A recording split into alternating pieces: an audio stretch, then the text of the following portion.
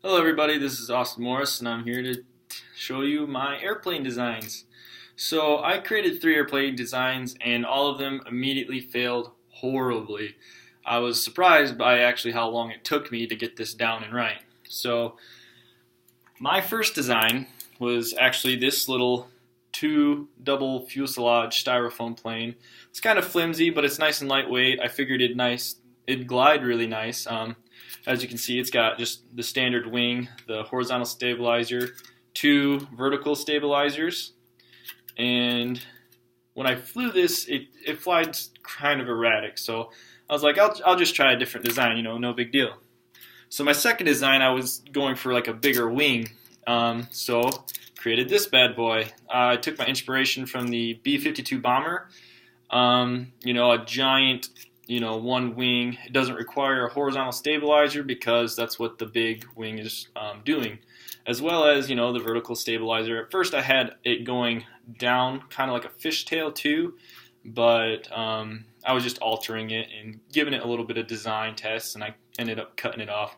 As you can see too, I also ended up taping more styrofoam to the tip of the nose, and because this thing kept flipping and flipping, and I was like, well, it's probably creating too much lift as I generate the thrust for my arm. It's just flipping because there's too much lift and there's not enough to keep it down and steady. And for my third design was this, and I took this off of YouTube. There's a grandpa on there, and this is very similar to what he did. It's not the exact same. I was getting the same design failures too. Even though that these wings don't generate as much lift as those because of the curved shape it does, it kind of helps. It still wanted to keep curving around to the right and not fly so straight. And I think that's just, it's just mainly just a matter of errors in cutting and design. Because I think that this one would work a lot better if maybe if I had a more sturdy material to work with than just styrofoam. I think maybe if I used even just a thicker styrofoam, I think it would work better. Just something with more oomph, I guess, to it. So I'll show you my 3 airplane flights, and my room right now from wall to wall is just under 16 feet. So I was like, perfect. If I can make it from one wall to one wall, that's over 12 feet. Why not? So I'll start with my first plane, and then I'll go to my third, and then I'll show you my second plane again, because this is actually the one that ended up working the most after I made some changes to it. So let's go to that.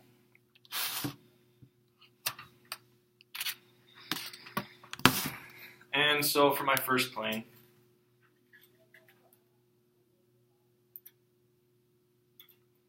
you can see it kind of flew good, but it wasn't the best. Plane number 3. So you kind of flipped around to the right there and just came right back. Still generating too much lift. I think if we had a little bit more, weight on the nose, like this one does, it wouldn't generate so much lift. And plane number 3.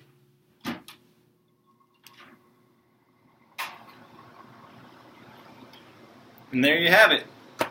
You'll see a cut because it took me a few throws, and these, like I said, these are styrofoam plates. They're a little bit flimsy, so I kind of wreck them a little bit as I bend them. You got to get it just straight enough so that way it works. If I was going to improve it in the future, I'd use maybe like a pencil or something to use as a frame and then build around that. Maybe use some hot glue instead of tape so it's more sturdy and it adds weight to it, so I don't have to build up some styrofoam, and then I can just adjust from there.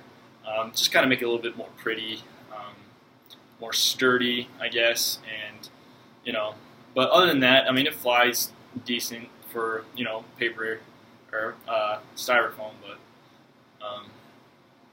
yeah, that's my project for the paper airplane, or the styrofoam airplane, so.